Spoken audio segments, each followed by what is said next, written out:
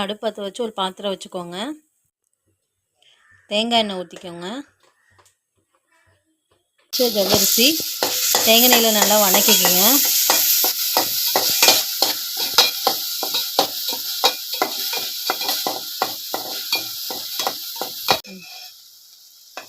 இப்போ சேமியா போட்டுக்கோங்க. பாயாச சேமியா.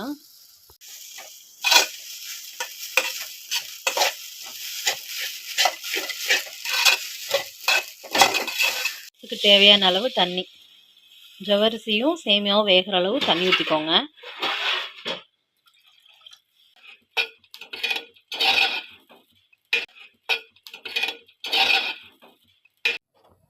பாருங்க ஃப்ரெண்ட்ஸ், லைட்டாக கொதி வர ஆரம்பிச்சிருச்சு. பபிள்ஸாக வருதா? இந்த டைமில் நல்லா கலந்து விடுங்க. கெட்டி பற்றக்கூடாது, நல்லா கலந்து விடுங்க.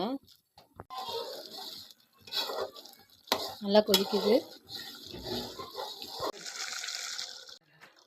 இந்த பதத்தில் இப்போ காய்ச்சி ஆற வச்ச பால் ஊற்றிக்கோங்க. நல்லா கொஞ்சம் நேரம் பால்லே வேகட்டும் ஃப்ரெண்ட்ஸ்.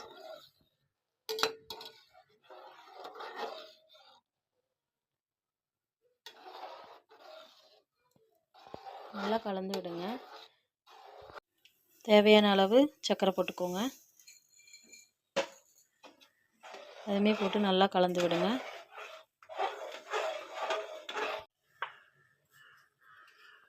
இப்போது சர்க்கரையும் ஏலக்காய் பவுடரும் கிரைண்ட் பண்ணி வச்சுருக்கோம், அது போட்டுக்கிறோம்.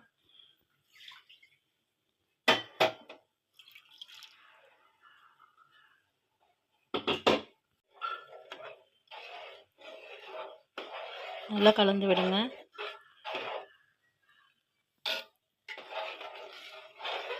இந்த டைமில் முந்திரி, திராட்சை, ஏலக்காய் நெய்யில் வறுத்து கொட்டிக்கோங்க. அதுமே நல்லா கலந்து விடுங்க.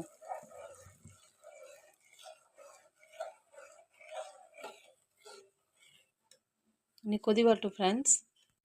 பாருங்க, நல்லா கொதி வர ஆரம்பிச்சிருச்சு. இந்த டைமில் நல்லா இலக்கி விடுங்க.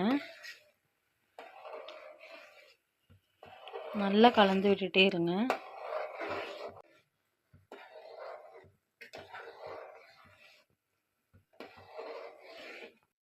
நல்லா கலந்து விடுங்க. நல்லா கொதிக்கட்டும்.